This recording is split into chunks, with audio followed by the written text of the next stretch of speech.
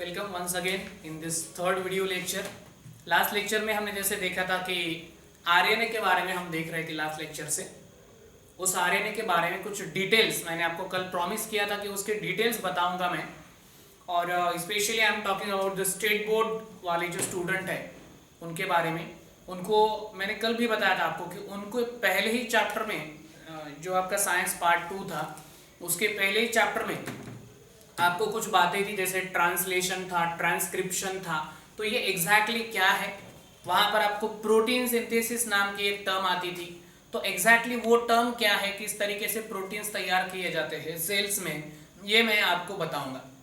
अभी अगर आपको ये 100% भी नहीं समझे, 100% नहीं समझे तो कोई प्रॉब्लम नहीं है, क्योंकि ये 12th स्टैंडर्ड में और नीट में एक बार और आने वाले हैं, स्पेशली 12th स्टैंडर्ड में आने वाले हैं।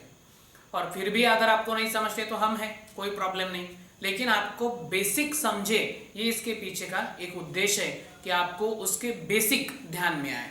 चलो हम देखते हैं कुछ बातें आरएनए के बारे में। हम आरएनए के बारे में देख रहे थे कल, उसमें हमने आरएनए के दो टाइप्स देखे थे, genetic and non genetic RNA. Genetic RNA it was acting as a genetic material. जो आरएनए जेनेटिक मटेरियल के तौर पे काम कर रहा था उसको हमने जेनेटिक आरएनए कहा था। कौन से ऑर्गेनिजम्स में था वो, जहां पर डीएनए एब्सेंट था।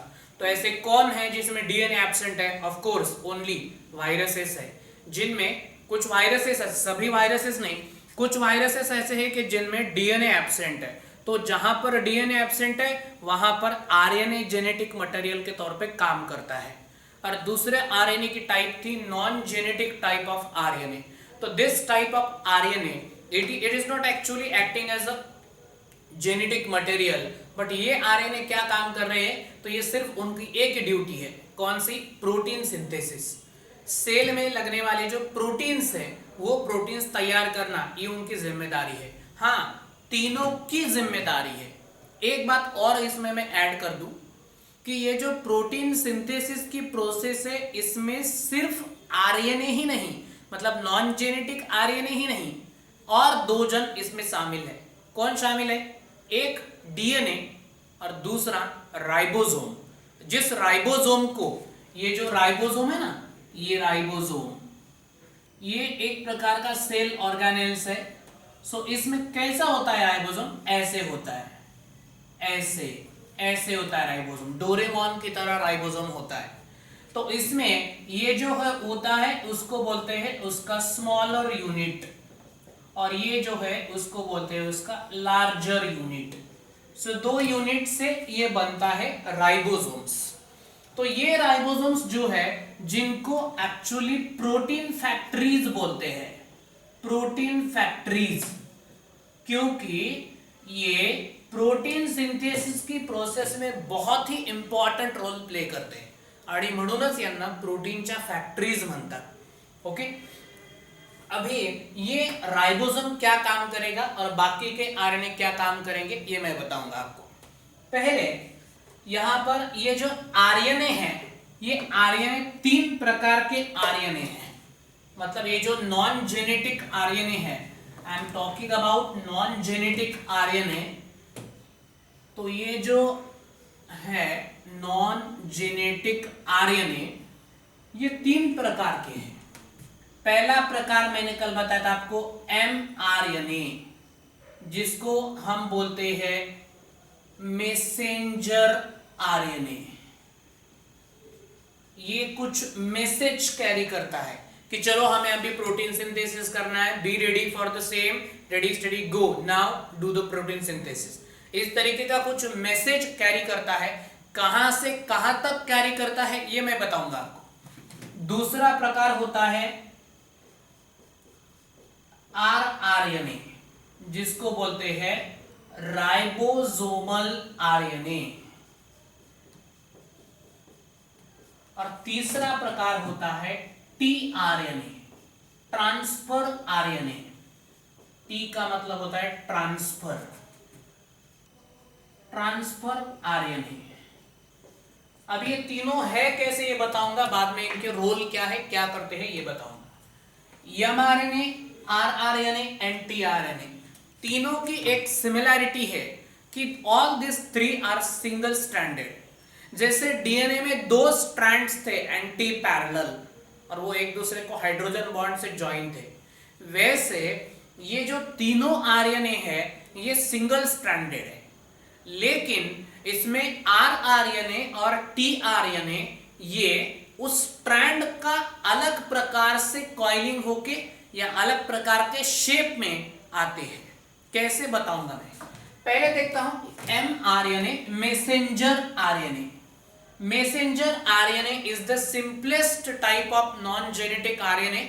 इसका जो स्ट्रक्चर है ये एकदम स्ट्रेट है, स्ट्रेट लाइन की तरह स्ट्रक्चर है, दूसरा तीसरा कुछ नहीं। इसमें ये जो लाइंस मैं दिखा रहा हूं यहां पर, ये लाइंस मतलब इनके नाइट्रोजन बेसिस है, ये नाइट्रोजन बेसिस, ये बताऊंगा मैं।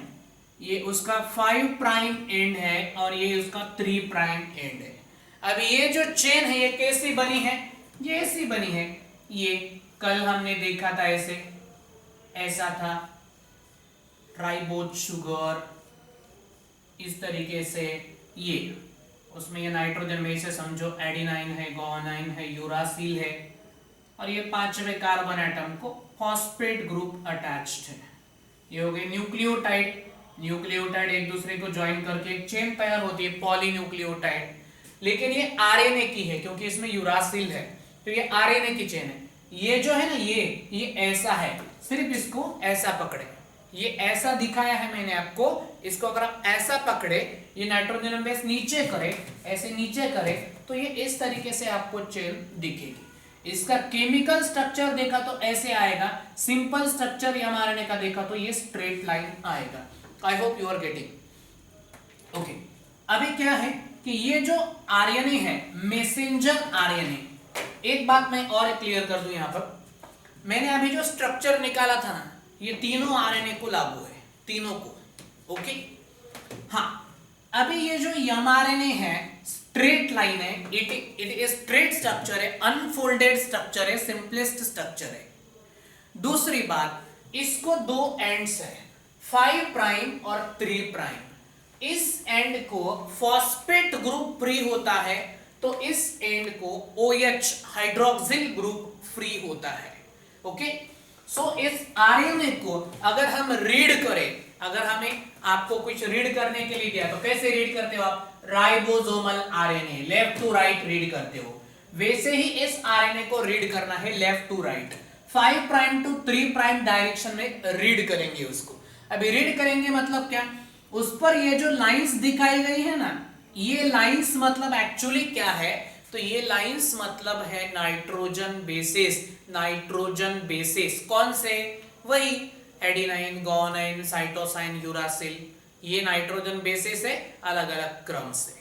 सो इन नाइट्रोजन बेसिस के 3-3 के ग्रुप होते हैं, इस पर 3-3 के ग्रुप, ये जो 3-3 के ग्रुप होते हैं ना, इनको बोलते हैं कोडॉन, कोडॉन्स बोलते हैं इसको। सो ये पहला कोडॉन, दूसरा, तीसरा, चौथा, पांचवा, लास्ट वाला कोडॉन। सो ये जो पहला कोडॉन होता है ना, इसको बोलते हैं स्टार्ट कोडॉन, और दूसरा लास्ट वाला जो होता है उसको बोलते हैं स्टॉप कोडॉन। अब ये क्या स्टार्ट और क्या स्टॉप करते हैं, तो ये प्रोटीन सिंथेसिस की प्रोसेस स्टार्ट और स्टॉप करते हैं, इसलिए उनको ऐसे कहा गया है। स्टार्ट कोडॉन जिसको आप इनिशिएशन कोडॉन भी बोलते हो, या स्टॉप कोडॉन जिसको आप टर्मिनेशन कोडॉन भी बोलते हो। सो स्टार्ट कोडॉन जिसको और एक नाम है इनिशिएशन कोडॉन, क्योंकि ये प्रोटीन सिंथेसिस की प्रोसेस इनिशिएट करता है, और इसको बोलते हैं टर्मिनेशन कोडॉन।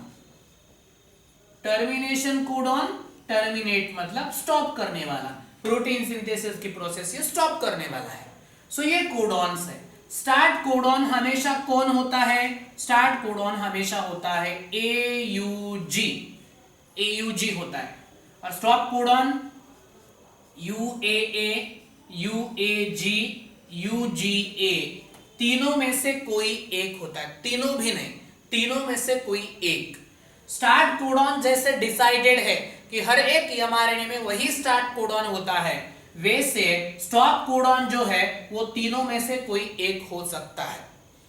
कभी कभी rarest of the rare cases में, बहुत रेयर केसेस में ये जो है ये GUG हो सकता है, GUG हो सकता है rarest of the rare cases में, लेकिन मैक्सिमम केसेस में ये AUG होता है। ध्यान में कैसे रखें, 5 प्राइम एंड का कोडॉन AUG, 5 प्राइम एंड का कोडॉन AUG, ये 5 प्राइम है, इस प्राइम को हटा दो, ये लाइन इधर लग तो ये हो गए 15 AUG, अगस्त, 15 अगस्त अपना स्वतंत्र दिन।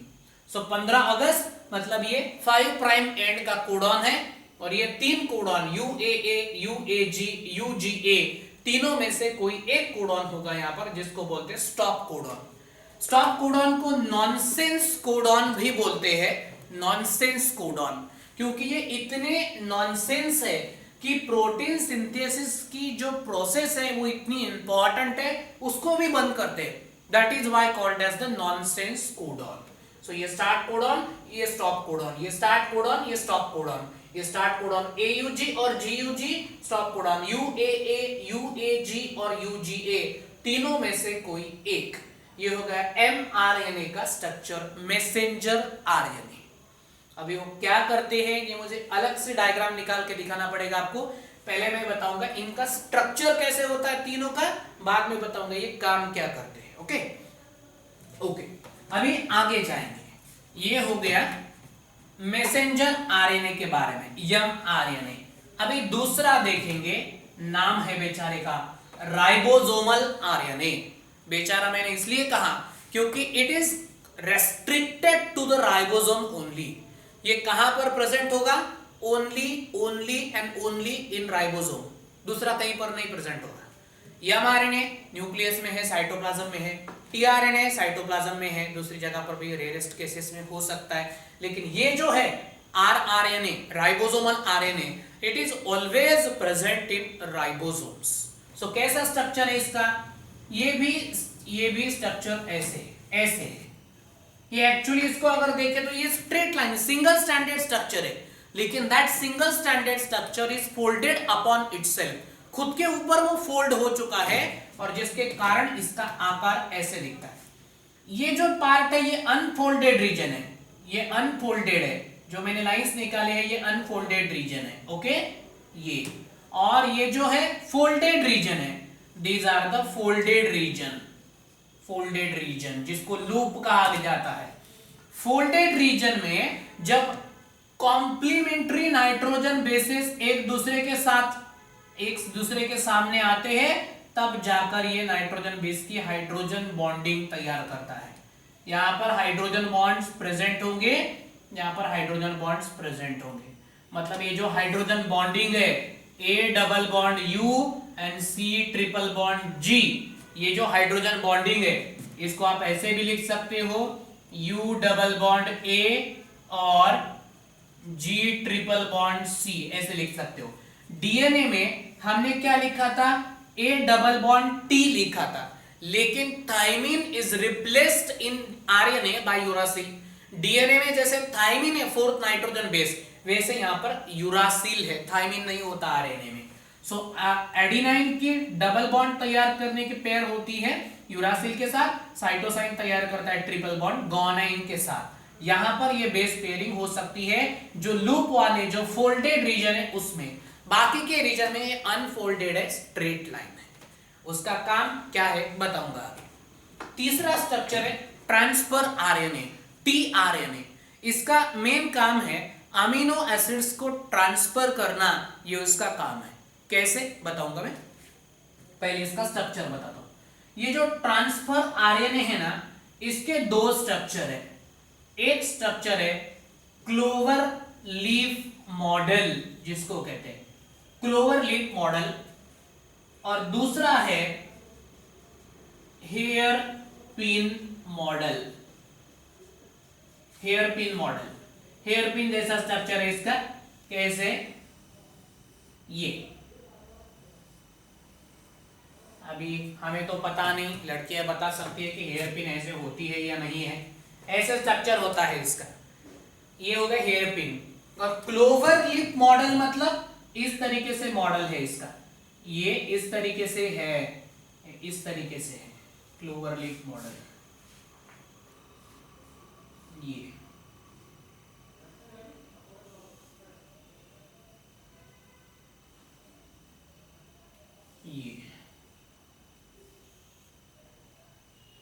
ये ऐसा है, इसको क्लोवर लीफ मॉडल कहते हैं।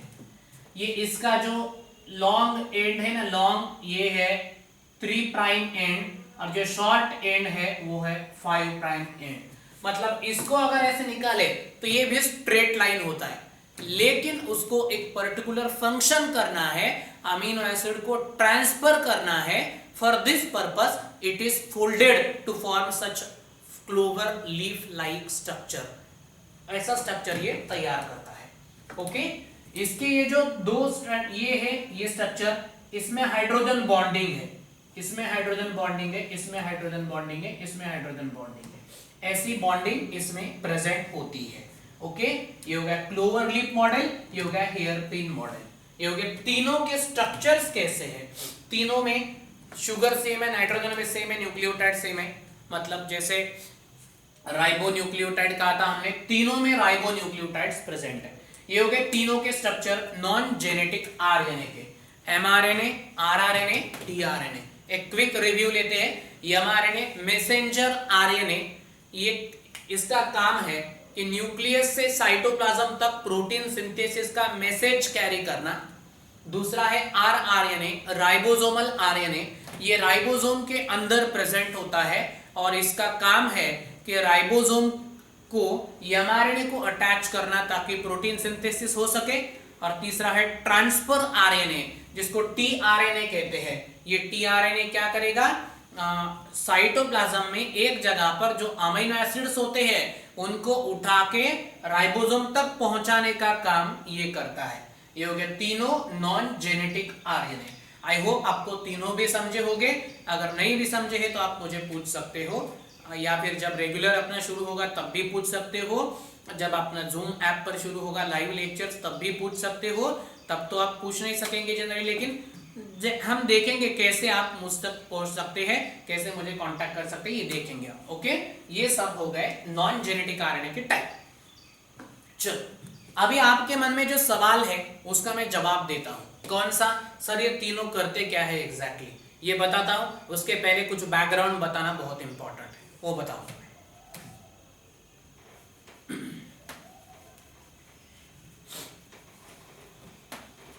बैकग्राउंड ये है कि प्रोटीन, सेल प्रोटीन सिंथेसिस करती है, प्रोटीन तैयार करती है।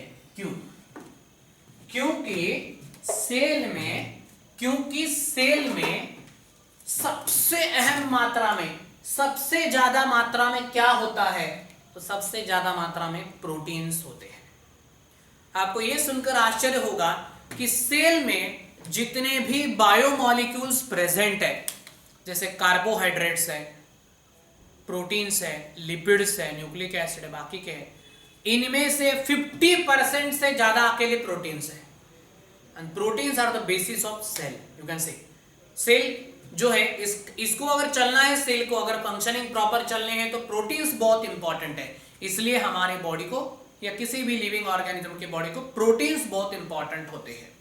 और ये प्रोटीन्स एंजाइम के तौर पे भी काम करते हैं। So in order to carry the various types of metabolic processes in body, proteins are necessary.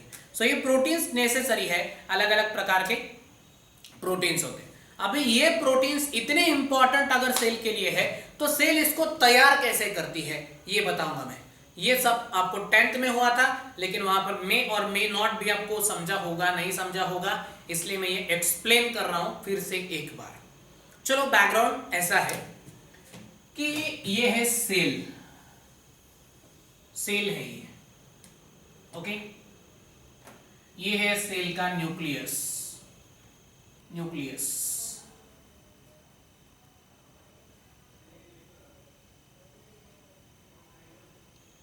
ये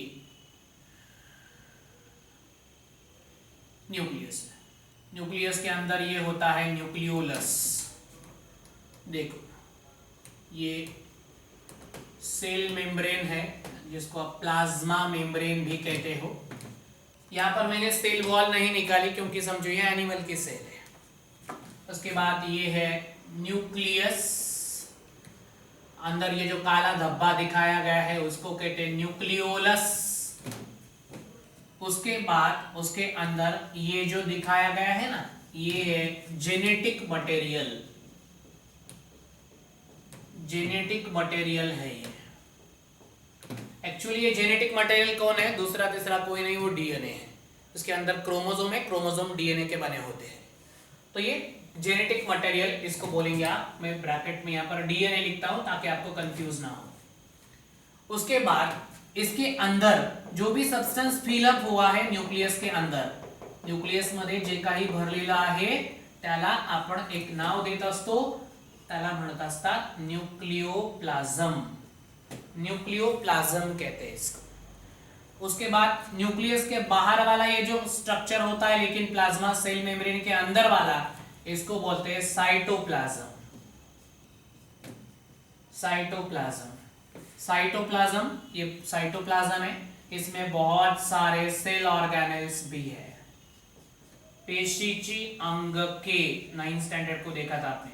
सेल ऑर्गेनेल्स, माइटोकॉन्ड्रियन, अगर प्लांट की सेल है तो chloroplast, ribosome, lysosome, Golgi complex etcetera, endoplasmic reticulum, ये बहुत सारे सेल ऑर्गेनेल्स यहाँ पर प्रेजेंट है। लेकिन प्रोटीन की सिंथेसिस में जो इन्वॉल्व होते हैं वो सिर्फ एक ही है जिसका नाम है राइबोसोम्स। सेल ऑर्गेनेल्स है ये अलग अलग प्रकार के, मैं यहाँ पर निकालता हूं, ये राइबोसोम्स है। राइबोसोम्स, ये राइबोसोम्स। अब क्या होता है, ये साइटोप्लाज्म है। सेल के मेन फंक्शनिंग, साइटोप्लाज्म में वेरियस मेटाबॉलिक एक्टिविटीज चलते हैं। उस मेटाबॉलिक एक्टिविटीज के लिए जब एक पर्टिकुलर टाइप का प्रोटीन नेसेसरी होता है तब जाकर एक संदेश कैरी किया जाता है। कौन सा? क्योंकि आपको पता है सेल का कंट्रोलिंग सेंटर न्यूक्लियस है, सेल का ब्रेन न्यूक्लियस है, इसको कंट्रोल करता है। तो सेल के अंदर कौन सा मटेरियल तैयार करना है, कैसे तैयार करना है, कौन सी मेथड से तैयार करना है, ये सब न्यूक्लियस डिसाइड करेगा। न्यूक्लियस मतलब कौन? न्यूक्लियस के अंदर वाला जेनेटिक मटेरियल। जेनेटिक मटेरियल मतलब कौन? डीएनए। ये डीएनए डिसाइड करेगा कि सेल के अंदर क्या कितनी मात्रा में कब तैयार करना है। ओके, तब एक स्टिम्युलस आता है, ये बोलेगा, ये थोड़ा सा हाइपोथेटिकल बताऊंगा मैं, ये कन्वर्सेशन है। कौन सा? न्यूक्लियस। साइटोप्लाज्म ने न्यूक्लियस को फोन किया, न्यूक्लियस कसा आहे? मस्त आहे, मला एक काम होतं तुझ्याकडे. कोणतं? I have to prepare a particular type of a protein, I need it for the purpose of metabolic activities. मला एक विशिष्ट मेटाबॉलिक ऍक्टिव्हिटीज करायच्या, त्याच्यासाठी मला XYZ टाइपचं प्रोटीन लागतं. न्यूक्लियस काय म्हणेल? ठीक आहे ना, मग कर ना तयार. साइटोप्लाज्म नाही ना तयार करू शकत, तू मदत कर ना मला. चालेल, काय मदत लागते मला सांग. सो न्यूक्लियसला एकदा सांगितलं की मला प्रोटीन तयार करायचं आहे, न्यूक्लियस म्हणतो डोंट वरी. फिर न्यूक्लियस क्या करता है? न्यूक्लियस एक काम करता है. कौन सा काम? ये देखो, ये काम करता है. ये न्यूक्लियस थोड़ा सा बड़ा निकालता हूं मैं इधर, ये न्यूक्लियस है, न्यूक्लियर पोर है, ये न्यूक्लियस है.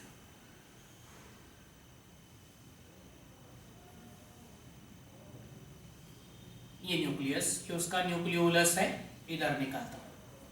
ये उसका डीएनए है, ये जेनेटिक मटेरियल डीएनए है. ओके, हाँ. अब डीएनए क्या करता है? डीएनए के ऊपर, डीएनए के स्ट्रैंड के ऊपर एमआरएनए तैयार होता है, मैसेंजर आरएनए. और वो एमआरएनए मैसेज कैरी करता है न्यूक्लियस से लेकर साइटोप्लाज्म तक. न्यूक्लियस से लेकर साइटोप्लाज्म तक मैसेज कैरी करता है. कौन सा मैसेज? यहां पर तैयार होगा वो, इस न्यूक्लियर पोर से बाहर निकलेगा, साइटोप्लाज्म में आएगा. मैसेज कौन सा? We have to prepare a protein. हमें एक प्रकार का प्रोटीन तयार करना आहे, मला डीएनए ना असं असं सांगितले या प्रकारचा प्रोटीन तयार करायचं, चला रे आपण तयार करू, ये मैसेज कैरी करता है। कैसे? देखो ये डीएनए है डबल स्ट्रैंडेड, जब mRNA तैयार होता है ना इस पर, तो इसके ये जो दो स्ट्रैंड है ना ये अलग हो जाते हैं, ये अलग, पूरे नहीं अलग होते, कुछ पार्ट के अलग होते हैं। बाकी का जो डीएनए है ये ऐसे ही है, बाकी का डीएनए ऐसे ही है, कोई दिक्कत नहीं उसमें, ये ऐसे ही है, ऐसे बाकी का डीएनए। एक पर्टिकुलर पार्ट जिसको आप बोलते हैं जीन, डीएनए का पर्टिकुलर सेगमेंट जिसको आप जीन बोलते हो, जो पर्टिकुलर जीन डिसाइड करता है कि कौन सा प्रोटीन तैयार करना है, पर्टिकुलर जीन डिसाइड करता है कि कौन से प्रकार का mRNA तैयार करना है। ओके, तो क्या होता है यहाँ पर कि ये दो स्ट्रैंड सेपरेट हो गए, दोनों के बीच ये पहले तो कॉइल थे, अनकॉइल हो गए, लैडर जैसे हो गए, लैडर जैसे के दोनों के बीच के हाइड्रोजन बॉन्ड्स ब्रेक हो गए, कुछ पार्ट दो स्ट्रैंड अलग हो गए, कुछ पार्ट में, बाकी का पार्ट डीएनए का कॉइल है, बाकी का पार्ट कॉइल है, बाकी का पार्ट कॉइल है। अब क्या होता है, न्यूक्लियस के अंदर एक एंजाइम होता है, उसका नाम है आरएनए पॉलीमरेज, उसका नाम है आरएनए पॉलीमरेज।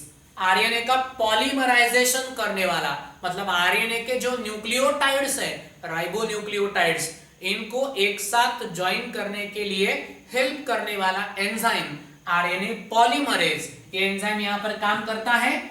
और मैं यहां पर ब्लू कलर से दिखाता हूं, ये जो आरएनए के न्यूक्लियोटाइड्स है ना, ये न्यूक्लियोटाइड्स डीएनए के दोनों में से एक स्ट्रैंड पर तैयार होते हैं, ये ज्वाइन होते हैं और तैयार होगा mRNA। ये जो ब्लू कलर का तैयार होगा ये होगा mRNA, मैसेंजर आरएनए। एक बार वो तैयार हो गया तो क्या होगा, बाद में ये अलग हो जाएगा, फिर से इनमें हाइड्रोजन बॉन्ड आ जाएंगे, फिर से ये इसके जैसे हो जाएगा, जेनेटिक मटेरियल जैसे के वैसे। देखो अभी क्या हुआ, यहां पर समझो ये mRNA तैयार हुआ था, एक्चुअली वो स्ट्रेट लाइन है ना, तो ऐसे दिखाता हूं मैं, ऐसे दिखाता हूं, ये स्ट्रेट लाइन mRNA यहां पर तैयार हो गया, तैयार हो गया अंदर। फिर क्या होता है, वो mRNA इस न्यूक्लियर पोर से बाहर निकलेगा, न्यूक्लियर पोर से बाहर निकल गया और आ जाएगा साइटोप्लाज्म में, ये साइटोप्लाज्म में आ गया। वो साइटोप्लाज्म में आने के बाद बड़ा नहीं होता, हाँ वो जितना है उतना ही होता है, लेकिन आपको समझ में आया इसलिए मैंने बड़ा निकाला है, आ गया साइटोप्लाज्म में। अभी क्या होता है, साइटोप्लाज्म में आने के बाद, साइटोप्लाज्म में वो आ गया, आने के बाद वो देखता है राइबोसोम्स कहां पर है, जिसको हमने प्रोटीन फैक्टरीज बोला था, क्योंकि प्रोटीन सिंथेसिस करने के लिए राइबोसोम मोस्ट इंपॉर्टंट है। तुम्हाला जर समजा ऊसापासून साखर तयार करायची असेल तर साखर कारखान्यातच न्यावं लागेल, आता आमच्या शेतामध्ये ऊस होतो मग साखर का होत नाही असं म्हणलं तर चालणार नाही ना। सो ये जगह इंपॉर्टेंट है, क्योंकि वहां पर प्रोसेसिंग होती है, उस पर गन्ने पर वहां पर प्रोसेसिंग होती है, ऊसावर प्रोसेसिंग होऊन साखर तयार होते, तो ती प्रोसेसिंग करणारा साखर कारखाना महत्वाचा है। वैसे यहां पर mRNA है, mRNA है, तो mRNA अकेला प्रोटीन तैयार नहीं कर सकता, नहीं कर सकता। सो यहां पर क्या इंपॉर्टेंट है, राइबोसोम्स।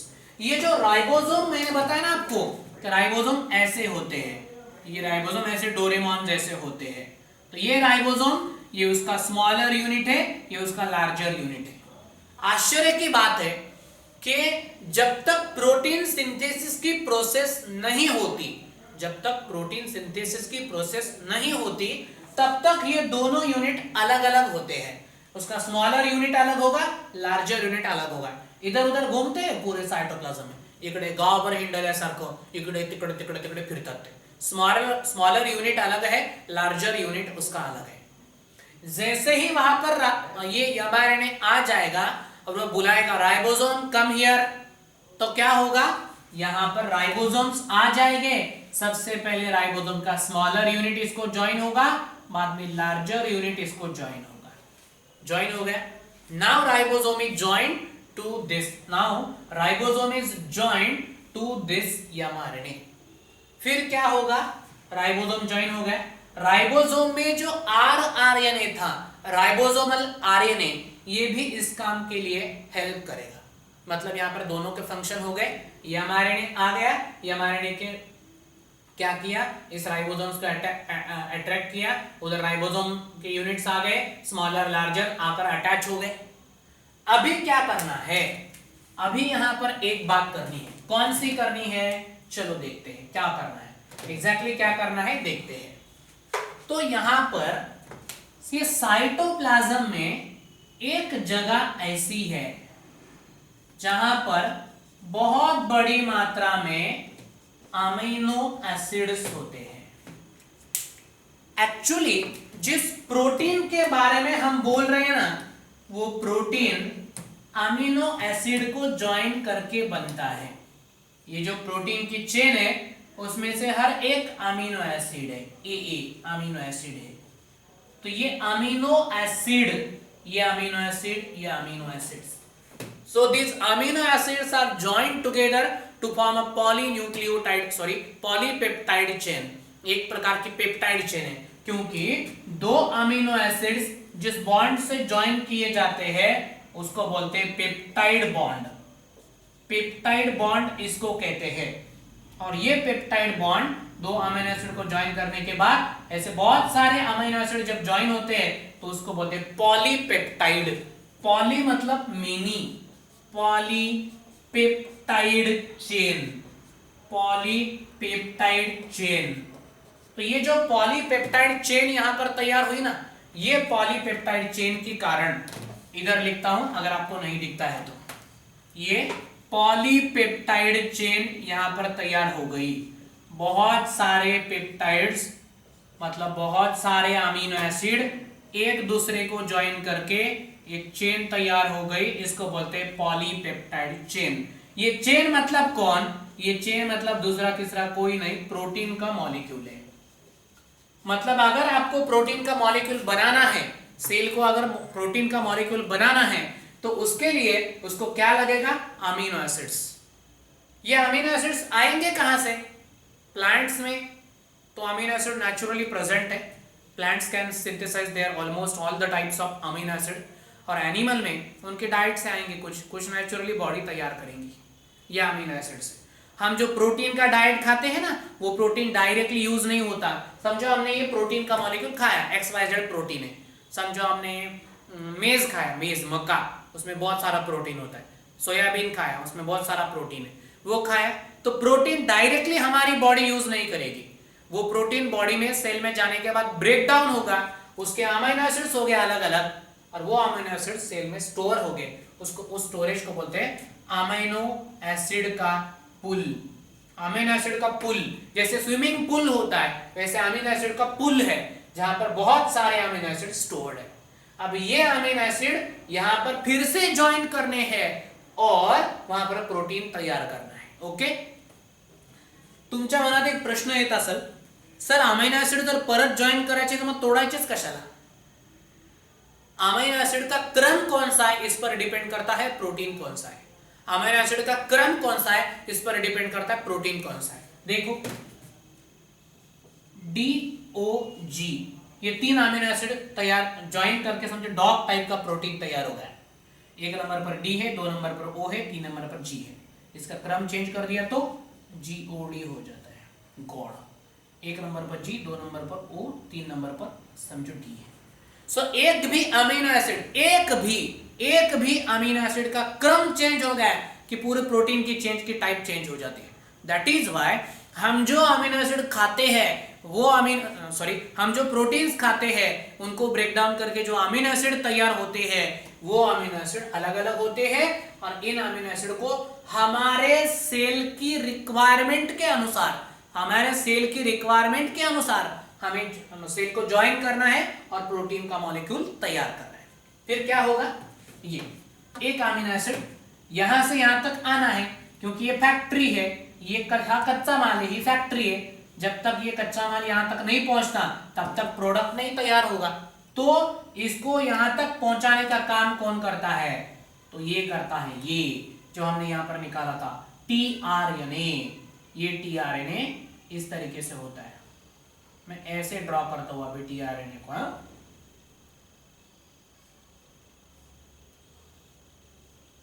टीआरएनए को ऐसे ड्रॉ करता हूं मैं, ओके, ऐसे ड्रॉ किया था मैंने, ये इस प्रकार से टीआरएनए ची ही शेपटी है लांबट 3 प्राइम एंड, उसको एक अमीनो एसिड यहां पर ज्वाइन होता है, हो गया ज्वाइन, ये AA1 फर्स्ट अमीनो एसिड, फिर ये आएगा ट्रांसफर करेगा यहां से, कुरियर एजेंसी है टीआरएनए की, ये टीआरएनए है, ट्रांसफर आरएनए, ये अमीनो एसिड के पुल से राइबोसोम तक अमीनो एसिड को ट्रांसफर करेगा, यहां आ गया, ये अंदर आने के बाद इसके ये ये 3 एंटी कोडॉन होते हैं, तो ये आकर इसके साथ बॉन्ड तैयार करेगा, तात्पुरता बॉन्ड तैयार करेगा, तात्पुरता बॉन्ड, ये आ गया, बॉन्ड तैयार किया, ये जो शेप्टिला अमीनो एसिड है AA1 तात्पुरता बॉन्ड तैयार किया, फिर से दूसरा आ जाएगा, दूसरा अमीनो एसिड है, तात्पुरता बॉन्ड तैयार किया, फिर पहले और दूसरे अमीनो एसिड में बॉन्ड तैयार होगा,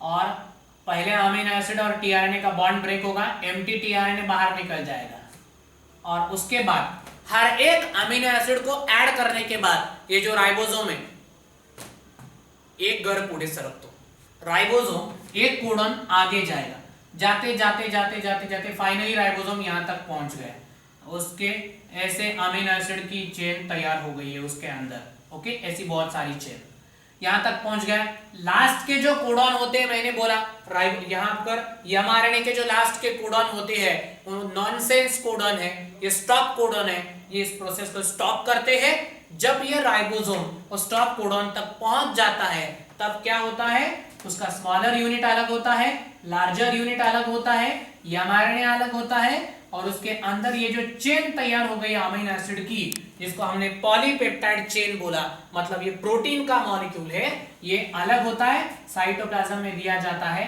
उसके बाद ये एमआरएनए डिस्ट्रॉय किया जाएगा, ये राइबोसोम के smaller and larger unit cytoplasm में फिर से इधर उधर घूमेंगे, और ये जो टीआरएनए है, ये टीआरएनए भी काम नहीं करेगा, तब तक काम करता है वो जब तक ये प्रोटीन की चेन चल रही, बाद में ये जो प्रोटीन की चेन यहाँ पर तैयार हो गई ना, ये प्रोटीन की चेन इस साइटोप्लाज्म में जिस किसी पर्पज से तैयार हुई है, जिस किसी पर्पज से तैयार हुई है, समझो एक्स नाम का फंक्शन करने के लिए तैयार हुए, तो एक्स नाम का फंक्शन किया जाता है, समझो ये जो प्रोटीन तैयार हुआ है, ये प्रोटीन मतलब एक प्रकार का एंजाइम है, तो उस एंजाइम को यूज करके एक केमिकल रिएक्शन की जाएगी, एक पर्टिकुलर केमिकल रिएक्शन, और वो जो फंक्शन है वो फंक्शन किया जाएगा।